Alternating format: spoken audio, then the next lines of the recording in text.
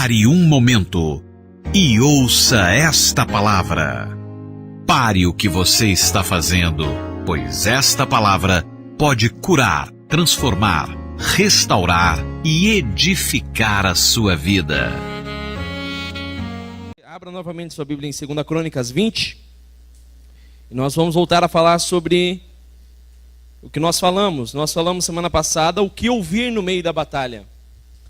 Que Josafá devia ouvir algumas coisas no meio de tantas turbulências, no meio de tantas pressões, no meio de tantas ameaças.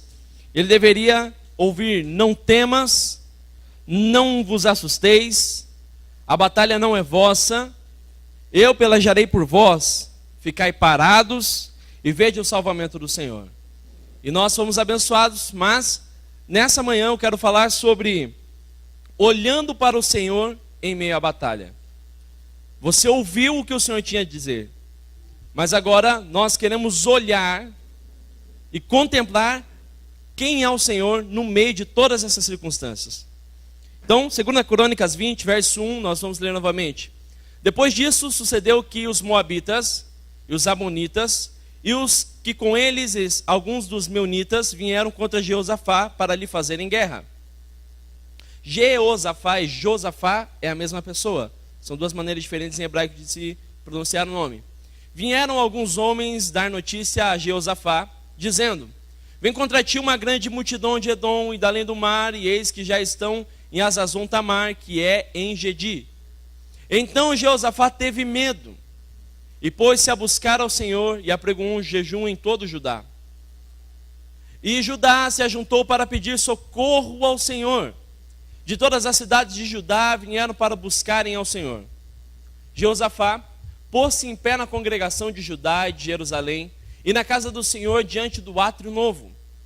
E disse: ó Senhor Deus, é a oração de Josafá.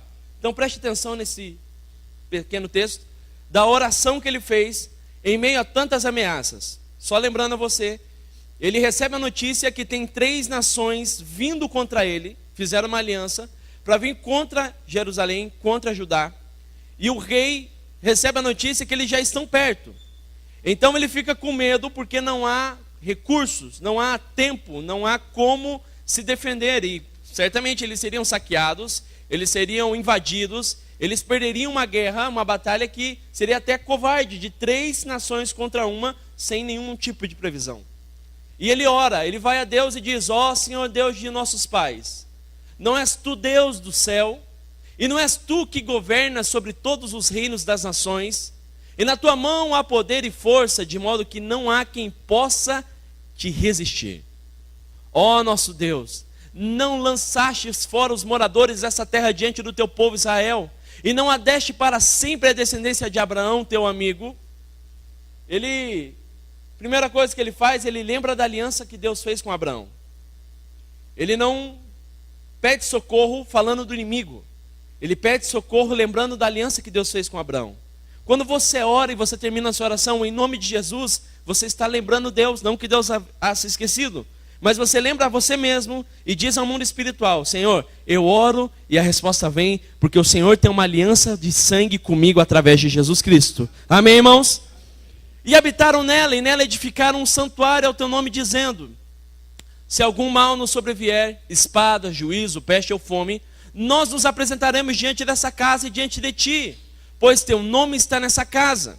E clamaremos a ti em nossa aflição, e tu nos ouvirás e livrarás. Agora, pois, eis que os homens de Amon e de Moabe, de Monte Seir, pelos quais não permitiste que passaste os filhos de Israel quando vinham da terra do Egito, mas deles se desviaram e não os destruíram. Eis como nos recompensam, vindo para lançar-nos fora da tua herança que nos fizeste herdar. Ó nosso Deus, não o julgarás, porque nós não temos força para resistirmos a essa grande multidão que vem contra nós. Nem sabemos o que havemos de fazer, porém os nossos olhos estão postos em ti. Josafá termina a oração dizendo que os olhos dele estavam postos em Deus. Quando não sabemos o que fazer, a primeira coisa, e quem sabe a necessária, é que você deve colocar os olhos no Senhor. Josafá teve a resposta certa de Deus quando ele colocou o seu foco, quando ele colocou a sua atenção, quando ele focou e colocou a sua fé em ação ao ver as coisas corretas, ao colocar os olhos no Senhor. Josafá poderia colocar os olhos em tantas coisas. Ele poderia ver o exército pequeno, ele poderia ver, por que acontece isso comigo? Não é verdade que quando acontece algo ruim com a gente fala assim, por que acontece comigo? Eu não vejo ninguém na igreja passando o que eu passo. Eu não vejo ninguém aqui da vizinhança passando o que eu passo. Alguma coisa deve ser comigo. Na verdade, Josafá poderia orar, e a oração como do Antigo Testamento. Sabe que tem crente que vive no Antigo Testamento ainda orando. Senhor, por favor, tem misericórdia. Isso é a oração do Antigo Testamento. A oração do Novo Testamento é, Senhor, o Senhor fez uma aliança através de Jesus, e eu sei que o Senhor me livrará. É uma confiança, como Jesus disse em Marcos capítulo 11. Quando vocês pedirem algo, já agradeça, como se tivesse recebido. É uma confiança que por meio da cruz, você já tem as bênçãos de Deus. Você não ora para conseguir, você ora simplesmente para confirmar o que Cristo conseguiu por meio da cruz do Calvário. Amém, irmãos? No Novo Testamento, nós somos orientados a não olhar as circunstâncias. No Novo Testamento, nós somos orientados a não olhar para nós mesmos. Hebreus capítulo 12, verso 1. Portanto, nós também, pois estamos rodeados de tão grande nuvem de testemunhas, deixemos todo o embaraço e o pecado que de tão perto nos rodeia, e corramos com perseverança a carreira que nos está proposta. Como que eu corro a carreira? Como que eu guerreio a batalha? Como que eu vivo essa vida, sendo que tem tanto embaraço? Fala a verdade, irmão. Tem tanto embaraço nesse mundo. Nós nos embaraçamos com tantas coisas, não é verdade? Com às vezes coisas que falamos, coisas que ouvimos, com pecado. Nos embaraçamos com coisas que nós mesmos nos enfiamos. Vamos lá, passamos o cartão em 12 vezes e fala, eu pago. E depois você fica expulsando o devorador da casa, sendo que você se embaraçou sozinho. E o devorador da casa se chama cartão de crédito. Nós muitas vezes nos embaraçamos. E coisas que estão ao nosso redor, e como se você estivesse correndo. Não sei se você já correu no meio de um carreiro de mato. Se você tentar correr, vai vir galho no teu pé, irmão. Vai vir sapé. Eu estava andando de noite aqui. Eu fui fazer alguma coisa do outro lado, que eu não lembro o que é. E foi bem no dia, foi bem na semana, que vira uma cobra por aqui. E daí, já era umas 11h30, tudo escuro. E essa parte daqui não tem luz. A parte de fora dessa parte de atrás não tem luz. E eu estava com chinelo. E eu fui andando devagarzinho. E eu falei, peguei um rodo e fui passando o rodo assim. Falei que se tiver alguma coisa, pula alguma coisa, né? E na verdade passou, só que quando eu fui andar, um sapé enroscou no meu chinelo. E eu quase desci essa ladeira abaixo. Porque alguma coisa embaraçou no meu pé e eu não sabia o que era. E eu não enxergava. Eu falei, se for galho, tem problema, ninguém está vendo. Mas se for algum bicho, vai ter que sair. Porque algumas coisas no caminho vão encalacrando, vão te prendendo. E você não vai percebendo. Mas o que a palavra de Deus diz? Verso 2 de Hebreus 12. Fitando os olhos em Jesus. Diga para o irmão do seu lado, você tem que fitar os olhos em Jesus. A primeira coisa que você faz quando você se embaraça com algo é olhar para aquilo que você ficou embaraçado. Então, se o seu embaraço é o pecado, a primeira coisa que você vai olhar é para você mesmo, quanto você é pecador. Se você se embaraça com as contas, você vai olhar quanto que você ganha. Se você embaraça com problemas de relacionamento, você vai ver o quanto a pessoa que está do seu lado é ruim e você é pior ainda. Como diz nosso querido pastor Marcelo Almeida, você é uma encrenca de duas pernas. Você é assim. Porque tem lugares dentro de você que tem o Smiggle, não é verdade? Está bonito, aquela coisa, um príncipe, mas tocou no seu precioso, você... Eu sou crente até a hora que pisaram no meu calo. Você não deve olhar para os embaraços, você deve fitar os olhos em Jesus. O que Josafá fez? Senhor, eu não sei o que fazer, eu não estou olhando minhas armas, eu não estou olhando os meus soldados, eu não estou olhando os militares, eu não estou olhando o povo, os meus olhos estão focados em Ti. É em Cristo que nós colocamos a nossa confiança. Então, quais são os benefícios?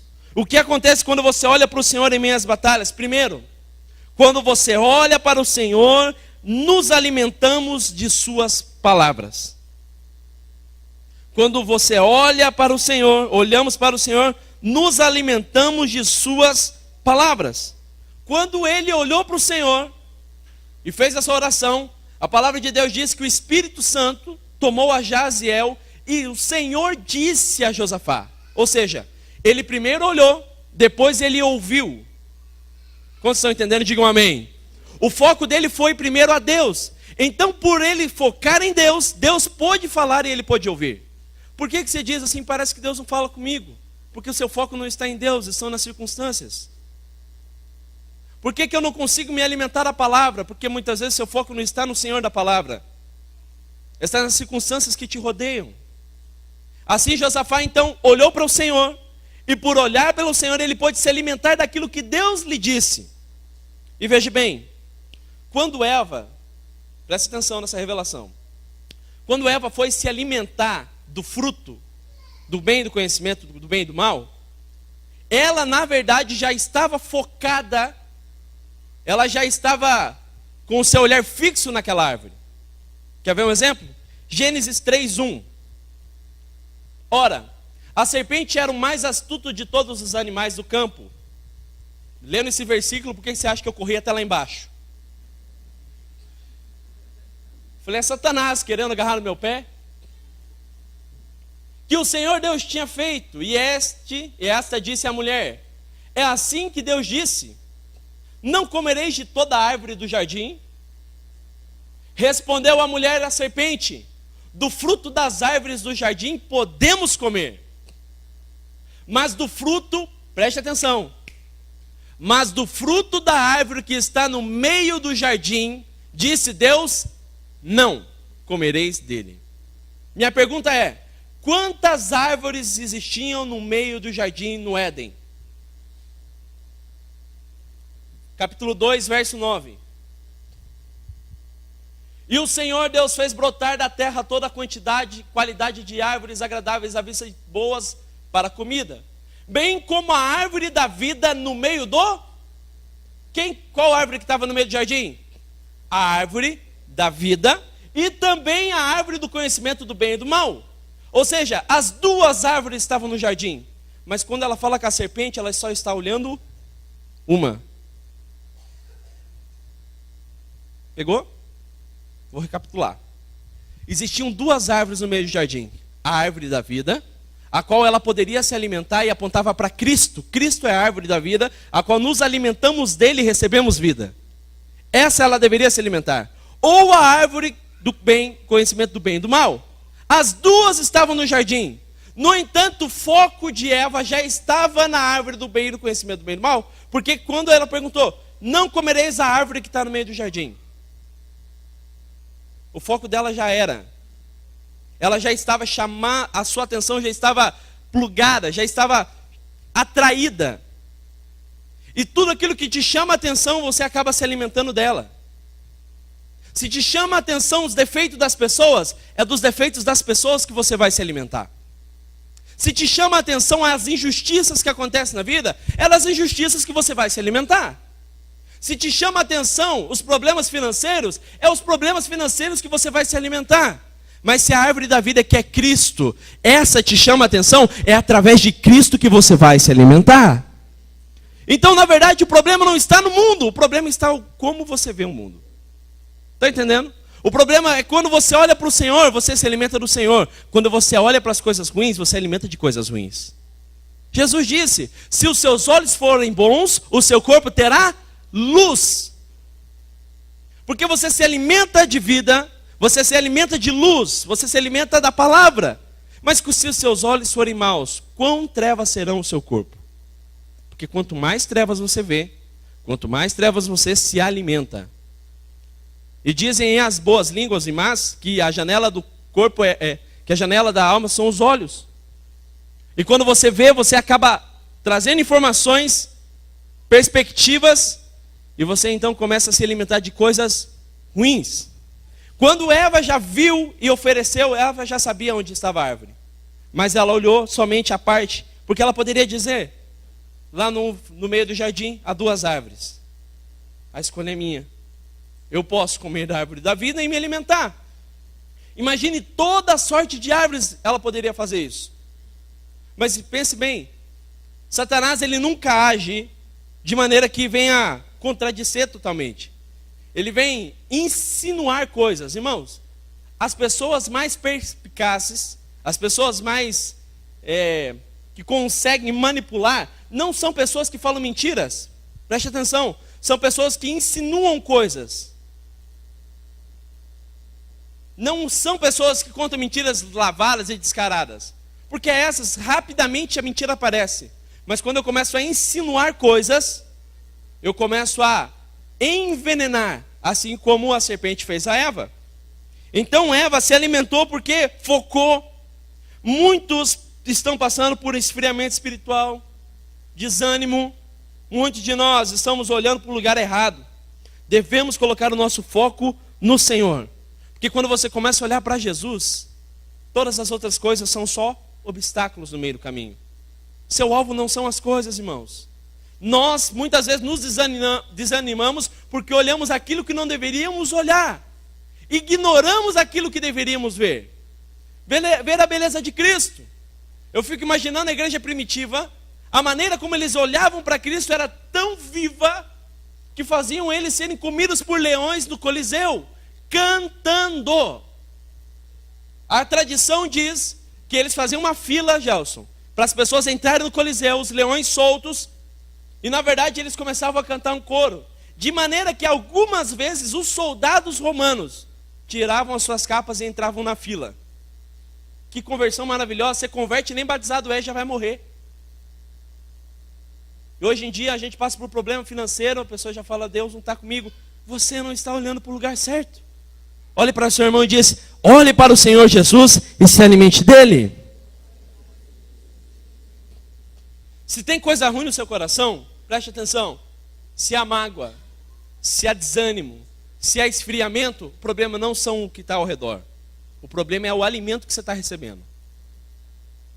Se há divisão, se há facção, se há ira, o problema não são as pessoas. Porque só tem pessoa problemática aqui. E quem não está mentindo. Problemático também, porque é mentiroso. Deus só usa a pessoa com problema porque é o único tipo de pessoa que existe. Mas o problema não são as pessoas que têm problemas. O problema é olhar para os defeitos, para o que falta, para aquilo que não tem solução, em vez de colocar os olhos em Cristo Jesus. A segunda coisa que acontece quando olhamos para o Senhor, quando olhamos para o Senhor, somos vestidos de sua santidade. Diga comigo, quando eu olho para o Senhor, eu sou vestido de sua santidade. Olha, 2 Crônicas 20, verso 21. Então Josafá, ele canta e diz, agora vamos para a batalha. E como ele vai para a batalha? Ele coloca os cantores na frente, como dissemos já. Só que esses cantores, ele tem uma coisa diferente. Olha lá. Tendo ele tomado conselho com o povo, designou os que haviam de cantar ao Senhor e louvá-lo, vestidos de trajes santos. Vestidos de trajes santos. Por que eles trocaram os trajes? Primeiro, quando você vai para a batalha, o que você veste? Armadura, irmão. Arco, flecha. Se fosse nos dias de hoje, armamento bélico. Munição. Na verdade, não trajes santos. Esses trajes eram trajes de louvor. Eram trajes usados no templo para que quando fosse feita a liturgia do culto, eles adorassem ao Senhor. E por que tinha esse traje? Porque quando Adão pecou, quando Adão peca, Eva no jardim, a palavra de Deus diz que eles viram que estavam nus. Eles já estavam nus. No entanto, eles viram a nudez. E ao ver a nudez, sentiram vergonha, porque o pecado te causa vergonha. Não é verdade? O pecado traz vergonha ao homem. O pecado faz com que nós nos escondemos de Deus, tenhamos medo de Deus. Então, Adão se esconde, Deus vai ao jardim, quando Deus chega no jardim, Deus começa a procurar E eu achei engraçado Deus perguntar onde Adão está, como se Deus não soubesse, né? É um jardim, Deus sabe de tudo. Adão, cadê você? Por que se escondeu? Ele diz: Senhor, nos escondemos porque pecamos, estamos nus. E porque eles estavam nus, eles fizeram folhas de figueira, cozeram folhas de figueira e colocaram como roupas. É a tentativa de cobrir a nudez, a tentativa de cobrir a consequência do pecado. Isso chamamos no Novo Testamento de obras mortas, de justiça própria. É a tentativa de você justificar o erro. Eu lembro, né, ontem, meus primos, 90% da minha família, da parte do meu pai, estava aqui ontem. Veio, tinha umas 15 pessoas aí, meus tios, tudo. E meu primo mais velho fez uma coisa que eu lembrei ontem. Ele tinha uns 14 anos e ele sabe que toda 14, 15 anos, ele quer pegar um carro. E meu avô tinha um Escort, nós morávamos juntos. Meu avô tinha um Escort e o abençoado, em vez de colocar a ré, colocou a primeira. Soltou a embreagem, pá! Bateu o Escort dentro da garagem. E o que ele fez? Em vez, quando ele viu que o para-choque inteiro,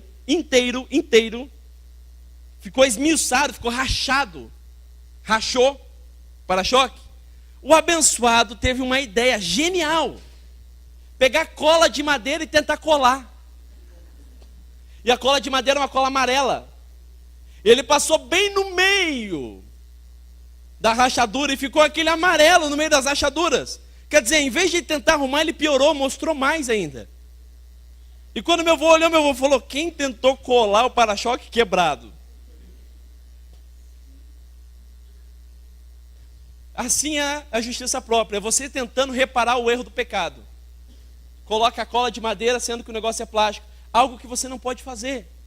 Então Deus falou: se está muito ruim, porque a folha secou, vai cair, vocês vão ficar nus novamente. Então Deus mata um animal e faz uma veste para Adão. Então Adão foi vestido de pele de animal. E eu creio, assim como muitos creem, que aquele animal era um cordeiro, porque apontava para Cristo. Nós fomos desnudados pela vergonha do pecado, mas Deus aprova o Cordeiro de Deus, que morreu por nós, e agora nós estamos vestidos do Cordeiro, que é chamado Jesus Cristo. Você não está nu. Então a segunda coisa é que quando você olha para o Senhor, é que você não olha mais para você. E quando você olha para você, você vê que você está vestido de Cristo. Veja bem o que a palavra de Deus diz em em Gálatas 3:26. Gálatas 3:26. Pois todos sois filhos de Deus pela fé em Cristo Jesus. Quantos são filhos, digam amém. Amém.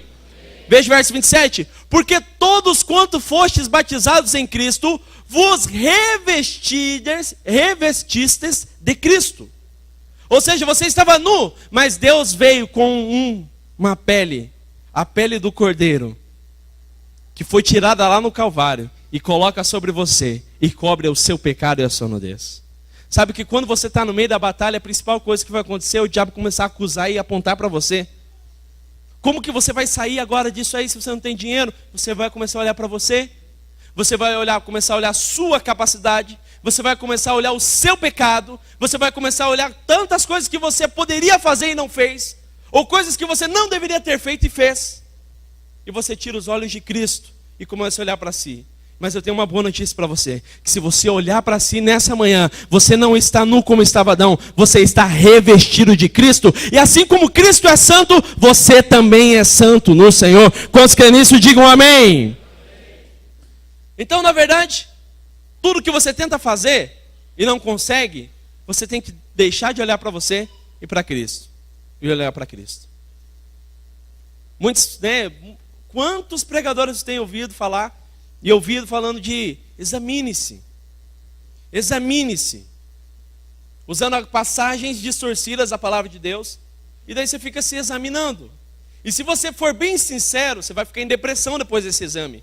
O diagnóstico é que, se você olhar para você mesmo, não há nada de bom.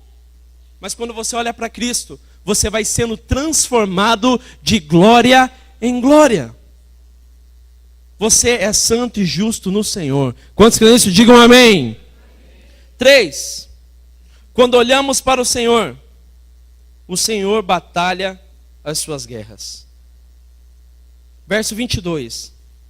2 Crônicas 22. Isso.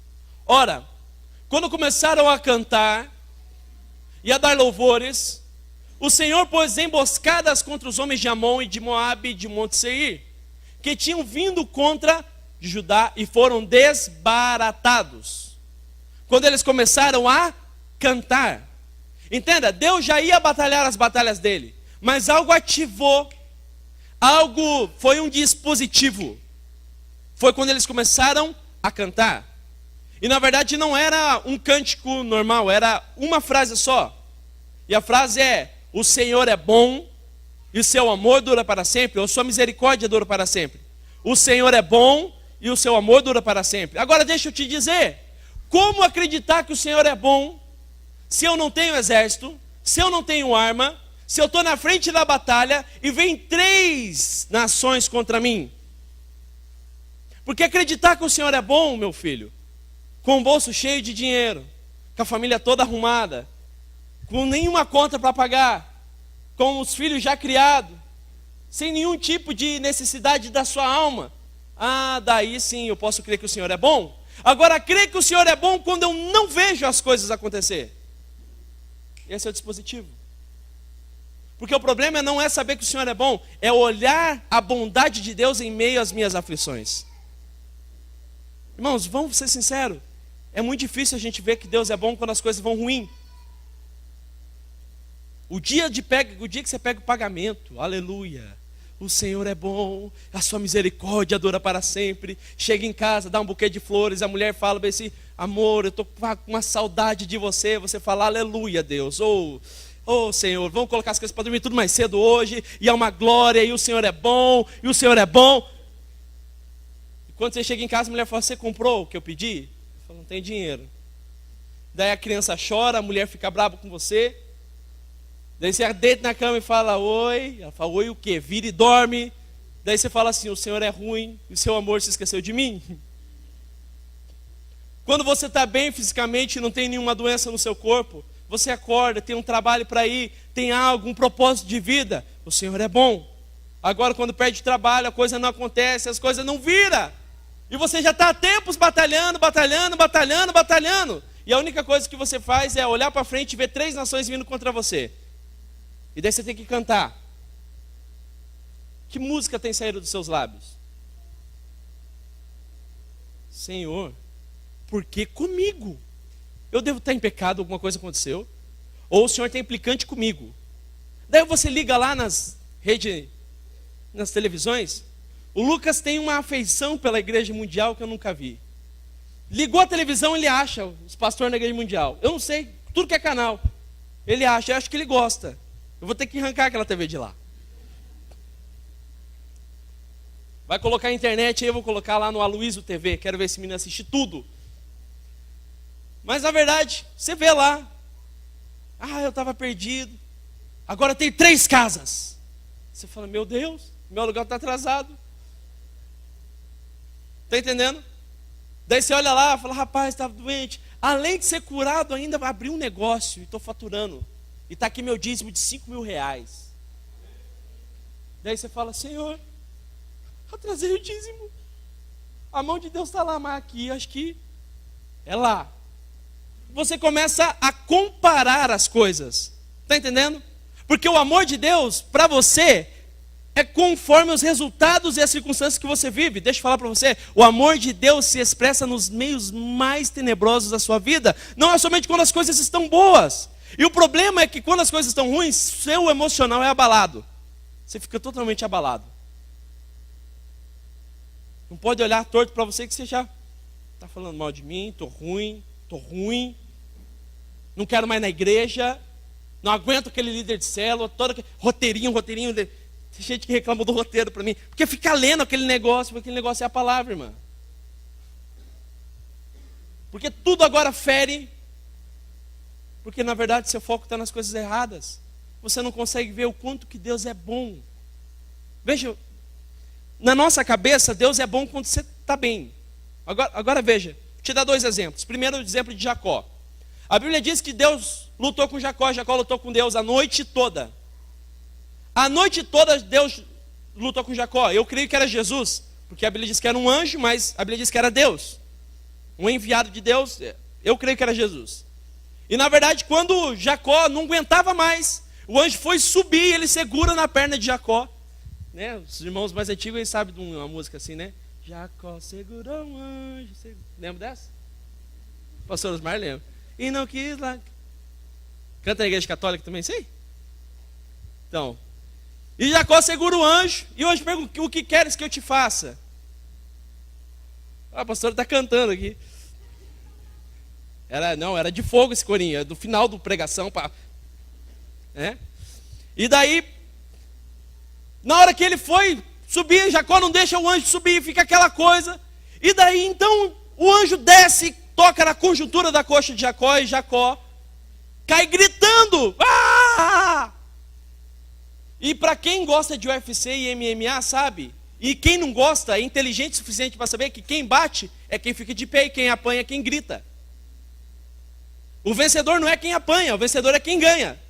É quem bate, sim ou não? Quantos concordam com isso? Você não precisa assistir UFC para isso, você sabe que numa briga quem bate é o que ganha. E na verdade quem bateu foi quem? O anjo. Desconjuntou o nervo da perna de Jacó e Jacó está gritando. Ah! E daí Deus chega, coloca a mão na cabeça de Jacó e diz: porque lutaste com Deus e venceste. Quem venceu? Jacó, com a perna desconjuntada gritando de dor. Quando que você vence, irmão? Quando você resolve perder para Deus. Largar a mão de tentar convencer Deus que é melhor para você. Tentar colocar argumentos para Deus te abençoar, sendo que o argumento é a cruz, não seus, não a comparação. Então, na verdade, quando você ganha de Deus é quando você perde para Ele. Quantos querem perder para Deus essa manhã? Digam amém. Então, para de lutar com Deus, filho. Deixa Deus te dar uma rasteira logo, te jogar na parede, te chamar de lagartixa. Deixa Deus fazer o que tem que fazer. Você luta mais com Deus que com o diabo. Deus está falando: fica tranquilo, se acalma. Você não fica, porque o seu foco está no lugar errado. Segunda coisa, olha que momento tenebroso. Marta perde o irmão, Maria perde Lázaro. Lázaro morre. E quando foram falar para Jesus que Lázaro estava doente, Jesus já sabia que ele havia morrido. E Jesus fala para os discípulos: Lázaro está dormindo. E daí os discípulos, não entendendo que Lázaro estava dormindo, que ele estava dizendo que estava morto, porque crente não morre. A palavra morte quer dizer separação, não há aniquilação. Crente dorme. Não que ele não durma. Ele não fica dormindo, não. Se morrer agora, você vai para o céu. Amém, irmãos? Ah, eu vou ficar dormindo. Quem vai ficar aqui é só seu corpo, descansando, porque quando Jesus voltar vai ser ressuscitado. Não dorme. Isso é teologia católica. Nós, no momento que morremos, vamos direto para o céu. Amém, irmãos? Tá. Mas o que é dormir? Por que crente não morre? Porque no momento, ele não fica separado de Deus. Que Cristo já pagou na cruz do Calvário. Então quando ele morre, é que ele já está direto com Cristo. Não é isso que Jesus disse para o ladrão? Hoje mesmo estará comigo no paraíso. Hoje mesmo, filho. Você não vai dormir nada, seu corpo fica aqui. Então Jesus disse: Lázaro dorme. E daí os discípulos dizem: bom, se ele dorme, então vamos lá acordá-lo.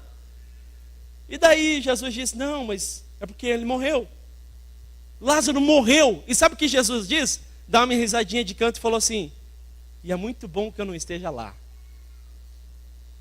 É muito bom que eu não estivesse lá. Que bom que eu não estou lá. Daí você fica chamando Deus no momento mais tenebroso da tua vida. Fala: Deus, agora não dá mais. A coisa não vai acontecer. Deus, Deus, Deus. E Jesus está lá falando: que bom que eu não estou ali. Está entendendo alguma coisa? Você fala: Deus, não aguento mais meu casamento. Esse homem é uma praga. Deus fala assim: que bom que eu não estou aí. Daí você fala: Jesus, mas a tua palavra diz: clama a mim, responder-te, anunciar-te coisas grandes e firmes que não sabe. Pedir, dar-se-vos-á. Eu estou pedindo, então me dá. Me dá, dá no ninho, dá.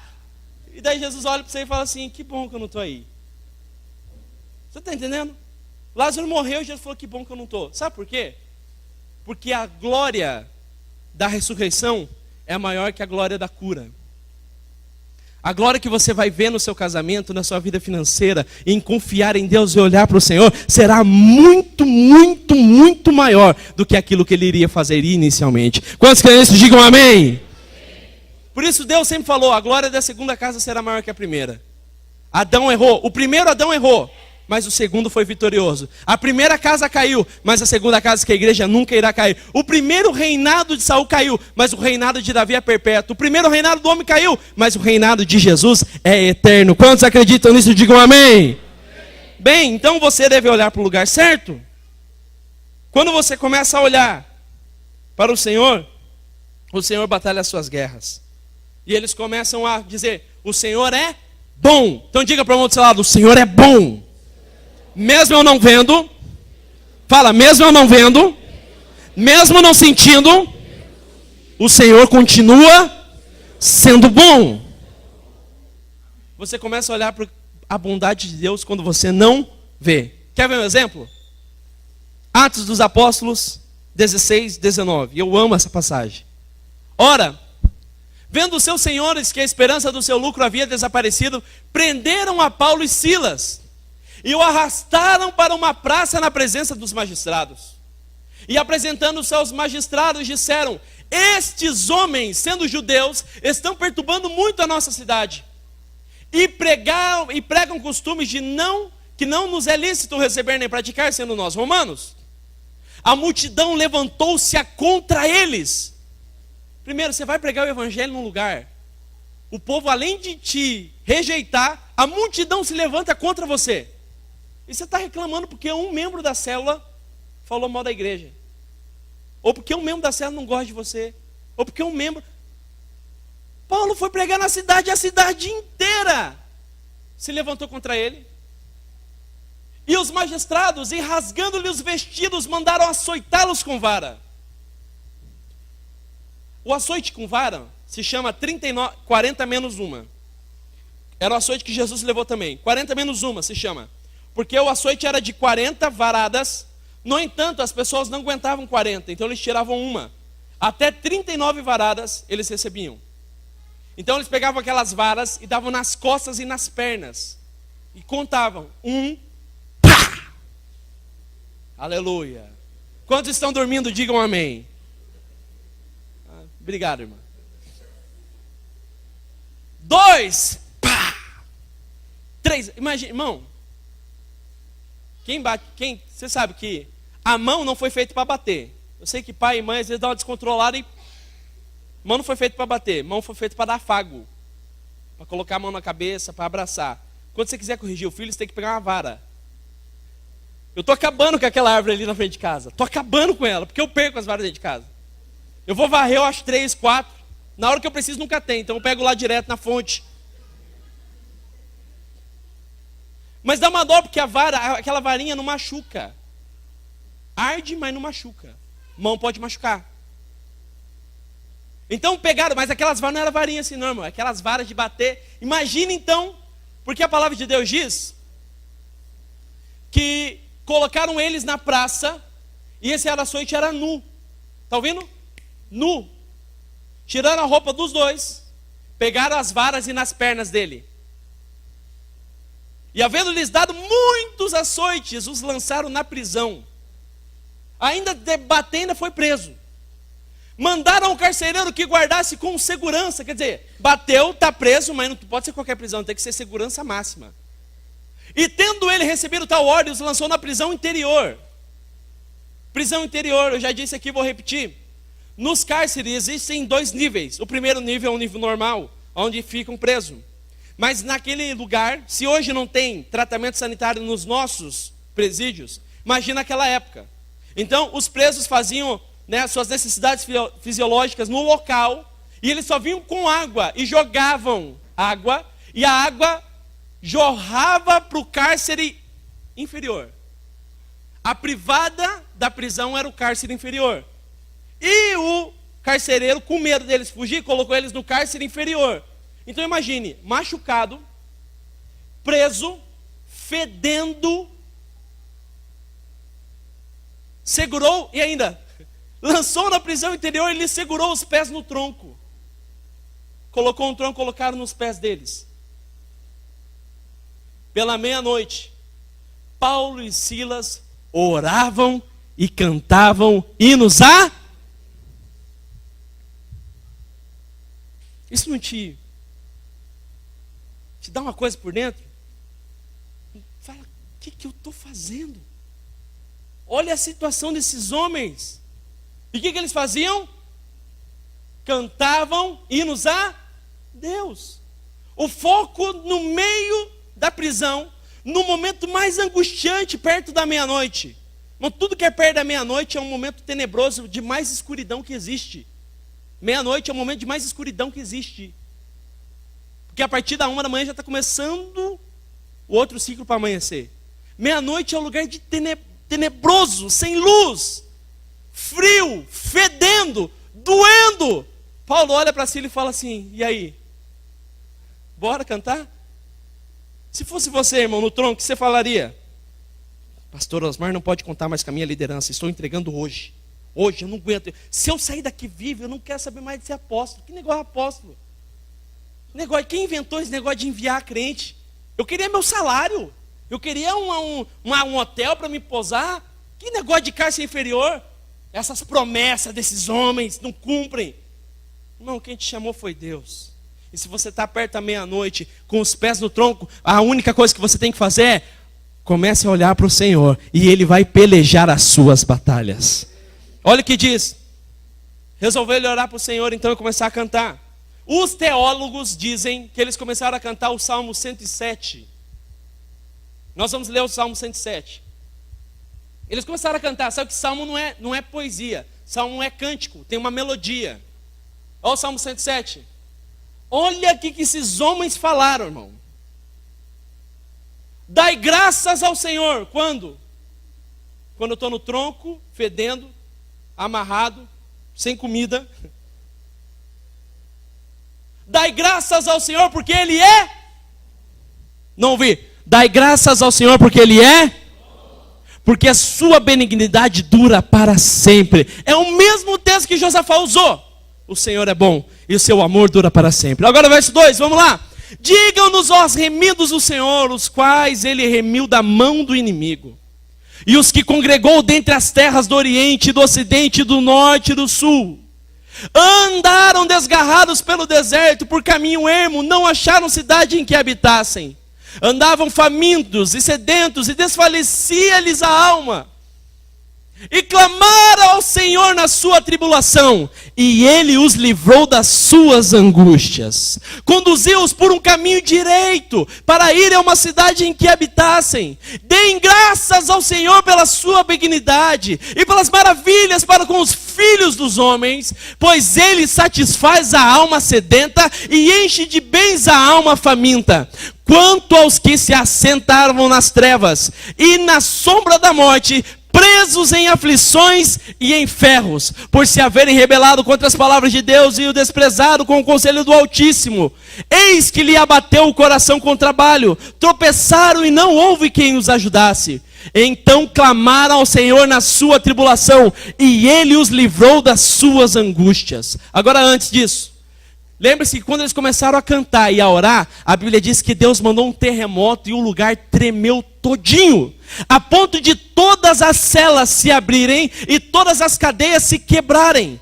Olha o que diz verso 14. Tirou-os das trevas e da sombra da morte e quebrou-lhes as prisões. Deem graças ao Senhor pela sua benignidade e pelas suas maravilhas para com os filhos dos homens, pois quebrou as portas de bronze, despedaçou as trancas de ferro. Ó insensatos, por causa dos seus caminhos e transgressões, e por causa das suas iniquidades serão afligidos. E eles começaram a cantar isso. O Senhor é bom, o seu amor dura para sempre. O Senhor, quando vir, Ele vai quebrar todas as celas. E algo começou a acontecer, um terremoto. Que terremoto é coisa boa ou coisa ruim, irmão? Quem acha que terremoto é coisa boa? Terremoto é coisa ruim. Porque Deus vai até usar as coisas ruins para abençoar a sua vida. Quantos creem nisso? Digam amém. Então fala para o irmão do seu lado. Se até Paulo e Silas cantaram no pior momento, você deve cantar também. Olha o que diz Abacuque 3,17. Ainda que a figueira não floresça, ainda que não haja fruto nas vides, ainda que, não está dizendo que não vai ter, Deus vai dar fruto para nós, amém, irmãos? Deus vai prosperar a sua vida, amém, irmãos?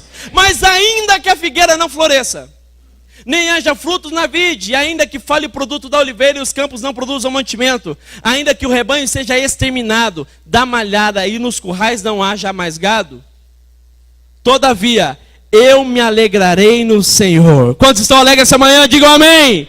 Eu me alegrarei no Senhor e exultarei no Deus da minha salvação. Deixa eu falar uma coisa para você, irmão. Deus tem lá no céu milhares de anjos que tocam muito melhor que nós. Deve ter um baterista muito show no céu. Deve ter um teclado poderoso. Claro que é brincadeira, né? Mas deve ter uma música poderosa, deve não, Isaac? Não desafina, não para, não tem que afinar instrumento, não quebra a corda, Danilo, não quebra, não precisa de ensaio, e eles cantam coisas maravilhosas a Deus.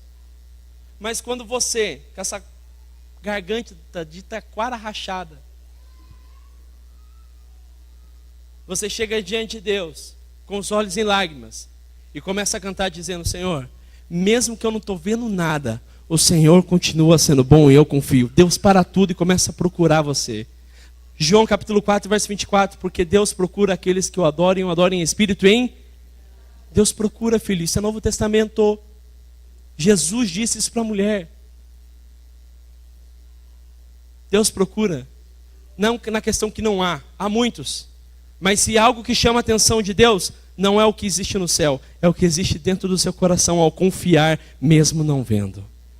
Hebreus capítulo 11, verso 6, diz que é impossível agradar a Deus sem fé. Mas quando você tem fé, você agrada o coração de Deus. Quantos vão agradar o coração do Senhor, digam amém. Agora, a parte mais deliciosa da batalha, porque da vez passada eu não consegui falar essa parte. 4. Quando olhamos para o Senhor, o seu favor se manifesta. Quantos querem o favor de Deus aqui? Digam amém. Se não quer, não tem problema, porque tem gente que não quer. Né? Como aqueles 2 pastores, tanto pescando no lago.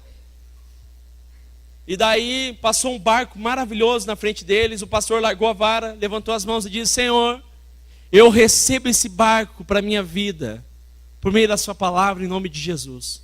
O outro assembleando, o outro pastor olhou para ele e falou: rapaz, você tem coragem de pedir um negócio desse para Deus? Você acha que Deus tem tempo para perder? O mundo está perdido, meu filho. Está gente passando fome, tem gente desempregado, o Temer está na presidência, alguma coisa está acontecendo de ruim. Você vai pedir barquinho para Deus? Você acha que Deus tem tempo para tirar barco?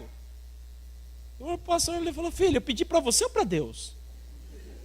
Pedi para Deus, então se incomode não, não vai ser nada do teu bolso. 3 meses depois, um empresário da igreja, aleluia, quem é empresário pega aí, quem não é empresário pega aí também para ser. O empresário faz uma negociação, né? Não é rolo, é uma negociação. E de lambuja na negociação entra um barco. E o barco, o irmão não gosta de rio, o irmão gosta de mar, não gosta de nada. E ele sabe que o pastor gosta de pescar, ele chega no pastor no final e fala: pastor, é meio estranho que eu vou falar para o senhor, né? Mas eu sinto de dar um negócio para o senhor, mas não é para a igreja não, é para o senhor. Eu falo, irmão, né? O pastor gosta de receber umas bencinhas, né? Já abre o bolso do lado, fala: irmão, amém, irmão. Aleluia. Alguém está me chamando aqui atrás? E o pastor falou: mas não, mas não é, é um barco. Eu vou falar amém. Aleluia, eu sabia que era meu. E o barco poderoso. Vão pescar os 2 pastores. Um vai pilotando e o outro vai atrás. É esqui? É isso? Vai atrás, segurado num tipo de um elástico assim no rio. Sabe por quê? Porque na verdade ele não teve fé para pegar a benção, mas até carona na benção do outro ele pegou. E é o que vai acontecer com você, filho. Você vai criar as promessas de Deus. Mesmo não vendo, o Senhor vai derramar o seu favor sobre sua vida. Quantos querem esse favor? Digam amém. Agora veja, 2 Crônicas 25, verso 5. Josafá pôs-se em pé na congregação de Judá e de Jerusalém, na casa do Senhor, diante do átrio novo. Pode passar. E disse, ó Senhor Deus, nossos pais... Opa. Verso de número 25, filho. Errei. 25. Isso. Quando Josafá e seu povo vieram para saquear os seus despojos, por quê? Porque quando eles cantaram, eles se mataram. Os 3 nações, um olhou para o outro e matou. Um matou o outro. Quando eles chegaram no arraial, estava todo mundo caído, não havia um de pé. Só que quando eles foram andar no meio dos cadáveres, o que tinha lá? Muitas coisas preciosas, riquezas, despojos de guerra. Tudo que eles queriam estava lá no pior momento deles. No momento da morte dos inimigos, eles foram olhar o que tinha lá. Quando Josafá e seu povo vieram para saquear os seus despojos, acharam entre eles gado em grande número. Primeiro, quem está ameaçado de guerra não quer acrescentar gado. Você está pensando só em se defender. O Senhor quer dar muitas coisas para você. Amém, irmãos? Eles estavam simplesmente querendo se defender, mas o Senhor batalhou por eles. Então, quando eles foram no lugar da guerra, eles acharam muito gado. E, ó, muito gado naquela época valia muito, imagina hoje. Imagine hoje, imagine naquela época então. Oh Deus, dá uns fazendeiros para nós aqui em Colombo, Senhor. Objetos de valor e de roupas, assim como joias preciosas, e tomaram para si tanto que não podiam levar mais. Eu estou falando de miséria, irmão, estou falando de abundância. Estou falando assim, pega tudo que você puder. Mas eu não consigo carregar, não tem problema, a gente volta no outro dia. Olha o que aconteceu. E não podia levar mais, por 3 dias saquearam os despojos, porque era muito. Quando eles chegaram lá, no momento da morte dos inimigos, eles saquearam. Eles pegaram aqueles despojos daqueles homens mortos, como sendo deles, porque o Senhor batalhou por eles, o Senhor prosperou a vida deles. Ninguém poderia pegar o despojo e falar assim, eu conquistei. Eles pegavam os despojos e diziam, o Senhor nos enriqueceu, porque o seu favor veio sobre nós. Nós olhamos para Ele e Ele batalhou as nossas batalhas. É o que vai acontecer conosco aqui na Igreja Viva, amém, irmãos? Nós vamos olhar para Cristo, não para circunstâncias, não que está ao redor, e quando olhamos para Cristo, algo poderoso vai acontecer. Quantos querem olhar para Cristo nessa manhã, digam amém. Então fique de pé em nome de Jesus.